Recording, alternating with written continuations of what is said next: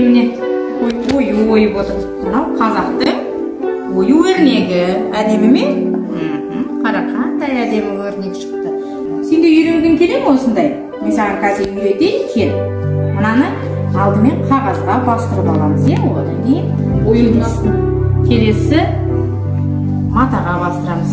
Мынау мен саған басқа ою үйретейін, сенің қолыңа ыңғайлы келетін. Қошқармес деген ою үйретейін. Қазір мына қағазға әдемілеп екеуміз оюдың суретін салып алайық. Содан кейін суретін салып алайық, сен оны қи. Сағыз қошқарместі әдемілеп салып көрсетейін. Сен қи. Бұл ойуды әрбір қыз бала білу керек. Ою өрнек жасау деген қыз баланың ұқыптылыққа үйретеді, қолөнерге үйретеді. Әдемі бұйымдар жасауға болады оюлармен. Баяғыда әжелеріміз, аналарымыз осындай ою ойып әдемілеп жасады. Сен мынаны әдемілеп қи, бір қолың қайшылса абайлап қағаздан матаға түсіреміз.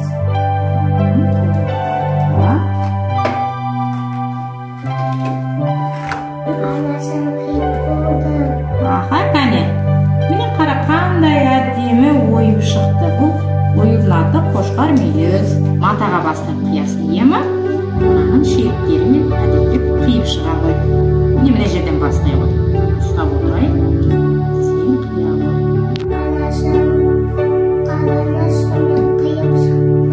Міне қандай әдемі. Бұны біз енді мына матадағыны енді мынандай қатты матаға қоямыз. Қазір мынаған әдемілеп тігеміз де бір төрге іліп қоятын бір бұйым жасайық екеміз. Осыны қазір мен саған инемен тігудің жолын үйретемін. Мынаны инемен әдемілеп жетіп бүріп тігеміз. Сонда бір әдемі бұйым шығады. Қандай жақсы. Бұл ою деген біздің баяғыдағы әжелеріміз, аналарымыз тіккен. Сол кісілердің қолөнерлерінен бізге жетті. Біз сендерге үйретеміз келер ұрпаққа. Бұндай оюлардан әртүрлі бұйымдар жасауға болады. Қазір қазақтың бұйымдары әлемдік деңгейге жетіп жатыр. Әлемдік көрмелерге қойылып жатыр. Сондай бір әдемі дүние жасап, біз де үйренейік, кейін әлемдік деңгейге шығарып көрсететін қылып. Енді мынаны қазір ине жіптің көмегімен әдемілеп бұны көмкереміз, жан-жағына ою әдемі жіптермен ою жасаймыз. Сонда бір төргелетін әдемі бір бұйым шығады. Қазір міне.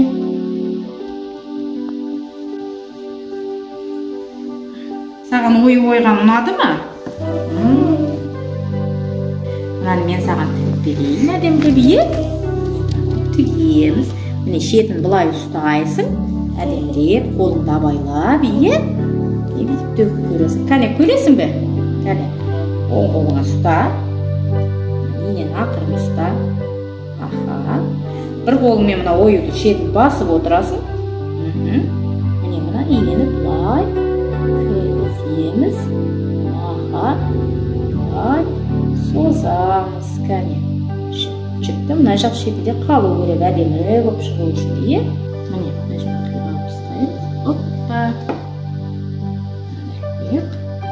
Міне қандай әдемі дүние шықты. Ою, міне әдемі ою жасадық. Екеміз жасаған дүниеде міне қандай әдемі бұйым шықты. Жай жіптерден мынандай шашағын жасадық. Мынаны үйдің төріне іліп қойғанға қандай әдемі. Қазақтың оюлары қандай әдемі келеді. Әрбір үйдің төрінде тұрса, қандай күшті болып тұрады қазақтың оюлары. Келесі жолы екеміз қарлығаш оюын жасап үйренейік.